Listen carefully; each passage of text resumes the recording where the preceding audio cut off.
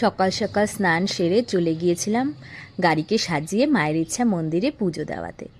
আমার হাজব্যান্ডের ইচ্ছা, প্রথম গাড়ি যেহেতু মায়ের ইচ্ছা মন্দিরেই পুজো দেওয়া হয়েছিল, তাই আমাদের প্রত্যেকটা আগামী দিনেও যতগুলো গাড়ি আসবে সবগুলোকেই নিয়ে মায়ের ইচ্ছা মন্দিরে পুজো করাবে। খুব মন দিয়ে দেখো পুজো করে নিচ্ছে গাড়িটার। তারপরে বাড়িতে চলে আসলাম। আসার পরে সে বলছে যে মন্দিরে তো পুজো দেওয়া হলো, এবার যদি একটু তোমার হাতে পুজো দিয়ে নাও তাহলে আমার মনের শান্তি। তো ওনার কথা তো ফেলা যাবে না, যেমন কথা তেমন কাজ। আমাকে বলেছে গাড়ি নিয়ে পুজো দিয়ে নিতে, তার জন্য আমি গোপুসোনাকে কোলে নিয়ে গোপুসোনাকে সিটে বসিয়ে পুজো করে নিচ্ছিলাম গাড়ির।